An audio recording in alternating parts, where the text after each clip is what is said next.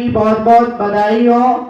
हम बोलना तो सिर्फ 2 साल की उम्र में सीख जाते हैं, क्या बोलना है, कैसे बोलना है, कब बोलना है, इसको सीखने में हमारा पूरा जीवन निकल जाता है। हम बोलना तो 2 वर्ष की उम्र में सीख जाते हैं, लेकिन क्या बोलना है, कब बोलना है, कैसे बोलना है, इसको सीखने में हमारी पूरी लाइफ चली जाती है। तो इसी all the students listen to me carefully, please don't make a noise.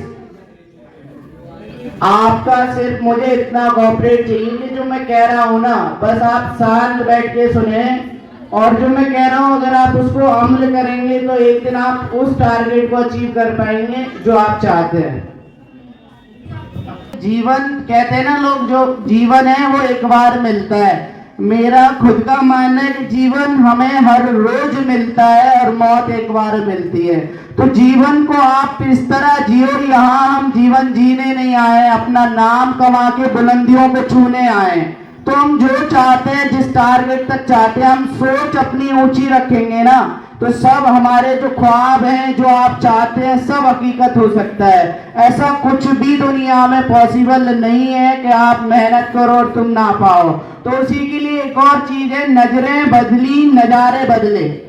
नजरें बदली नजारे बदले, कश्ती बदली तो किनारे बदले, कश्ती बदली तो किनारे बदले। अगर इस सृष्टि को बदलना है, अगर इस सृष्टि को बदलना है तो गुरु दृष्टि को बदलो। अगर सृष्टि को बदलना है तो गुरु दृष्टि को बदलो। तू जो चाहता है बेटा, ना तेरा सन्यास में है, ना तेरे वनवास में है। अरे अंदर झांक के तो देख, सब तेरे विश्वास में है।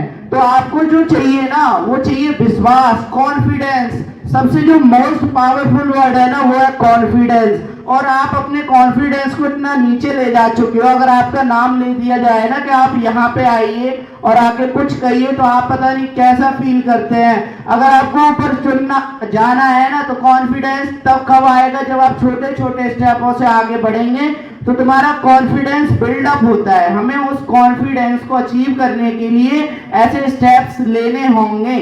तो उसके आगे आप जिस भी उम्र के हैं, आप जिस भी उम्र के हैं, 16 26 है, जो भी है, एज मैटर नहीं करती, इर्रेस्पेक्टिवल योर एज। इसमें सबसे इंपॉर्टेंट चीज क्या है? कॉन्फिडेंस, जिसे कहते हैं हम आत्मविश्वास। आत्मविश्वास अगर आपके पास होगा तो सब चीज संभव है। लोग आप पर भरोसा तब करेंगे, लोग हम पर भरोसा तब करेंगे जब हम अपने आप पर भरोसा करेंगे। तो सबसे पहले आप अपने आप पे भरोसा करना सीखो। एग्जाम आएंगे तो आप में ये कॉन्फिडेंस होना चाहिए कि कुछ भी आए, एवरीथिंग, पूरे होल बुक में से आप उसको पढ़ के जाएं, कंटेंट तैयार करके जाएं, ताकि जब आप एग्जाम को फेस कर रहे होते हैं ना, तो में इतना कॉन्फिडेंस होना चाहिए कि क्वेश्चन को ऐसे लिखो, ऐसे सॉल्व करो, ताकि लगे सामने वाले को हाँ भी बंदा पढ़ के आया है। आपको उस तरीके को फोकस करना है। ऐसा नहीं है कि आप जो चाह रहे हो, जी में आ रहा है, वो नहीं। आप मेहनत करो। आपके पास जो समय है ना, वो सबसे कीमती समय है। लोग जो इस समय के लिए तरसते हैं, उन्हें बाद में पता चलता है कि जो हमने अपना जीवन व्यतीत कर दिया है ना, वो कितना इम्पोर्टेंट था। तो इसीलिए हम आपको बार बार गाइडलाइंस देते हैं कि आप इस एज में वो सब चीजें हासिल कर सकते हैं जो लोग इस एज को गुजर चुके हैं, जो इस एज को पाना चाहते हैं कि हम उस एज में जाके वापस से कुछ कर सके। तो गलतियों से सीखना चाहिए, गलतियों को कमजोरी नहीं बनाना चाहिए। तो मेरा तो ये मानना है कि आप गलती करते हैं तो उनसे सीखो। अगर आपने अभी तक कुछ नहीं पढ़ा है तो आप इस चीज को रियलाइज करो। कभी अपने आप को समय दो और सोचो कि हम पे किसी भी सब्जेक्ट में कितना आता है।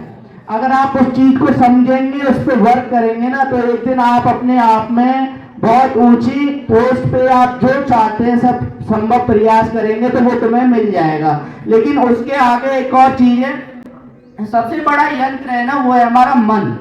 मन पे काबू नहीं हो पाता हमारा। तो मन क्या है? मन एक सबसे बड़ा यंत्र है शरीर के अंदर, जो कुछ भी तर्क दे देगा।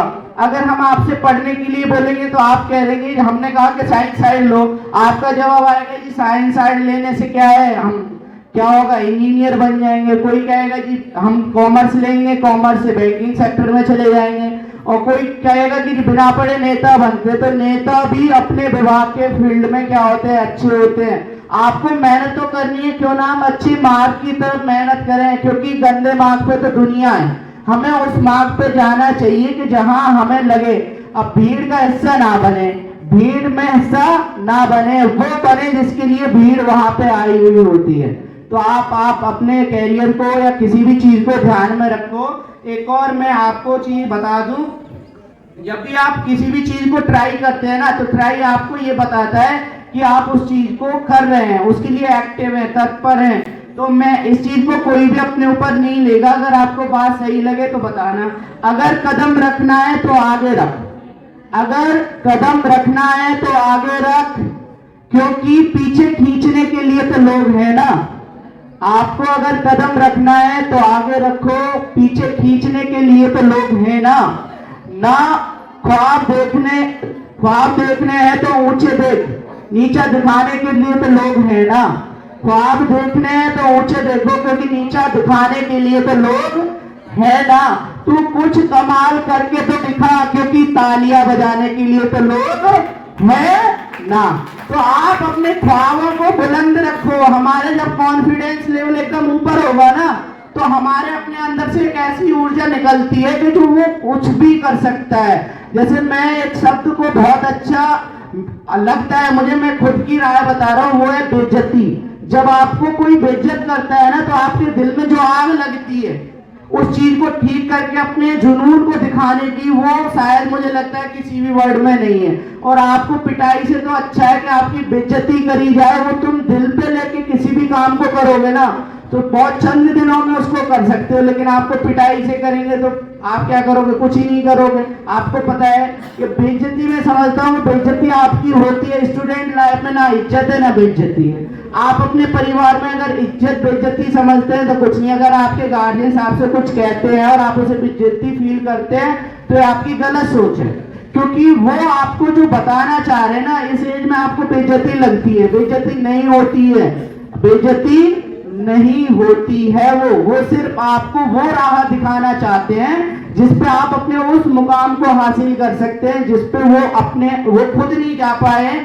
हर पेरेंट्स चाहता है कि मैं अपने बच्चों को वो सब दूं जो मैं हासिल नहीं कर पाया हूं, लेकिन आप उस चीज को नहीं समझते। पता नहीं आपको क्या लगता है, क्या बताना चाहते हैं। एक और चीज है, बादल को समझाना होगा, बादल को समझाना होगा, खुलकर सामने आना होगा।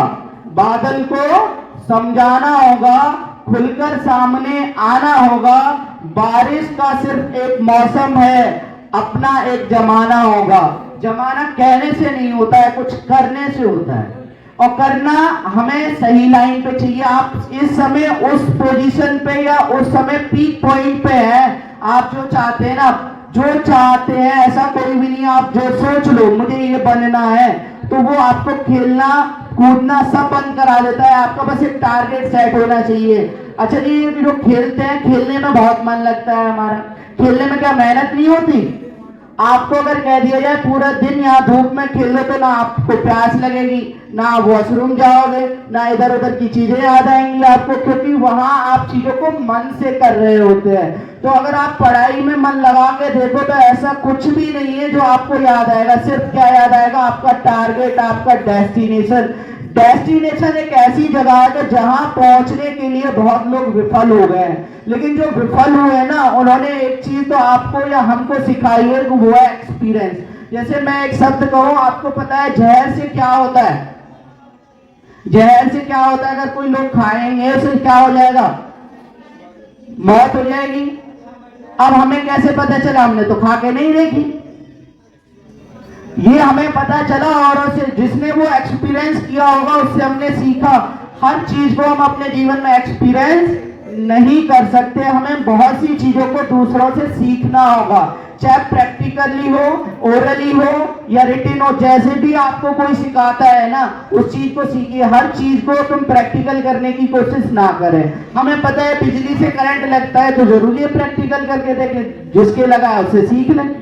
तो हर चीज का प्रैक्टिकल करना पॉसिबल नहीं है, करेंगे तो हमारा ही लॉस होगा। तो चीजों को आप रिवाइज करें, पढ़ें जितना ज्यादा है, आप एक और चीज, आंखों में नींद बहुत है। आपके पेपर के टारगेट के पेपर को ध्यान में रखते एक और सेंटेंस अपना बोलता हूं, उसके बाद फिर स्पीच को यहीं पे एंड करूंगा कि आंखों में नींद बहुत है, आंखों में नींद बहुत है पर सोना नहीं है।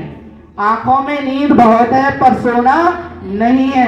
यही उम्र है कुछ करने की मेरे दोस्त, इसे खोना नहीं है। Thank you very much.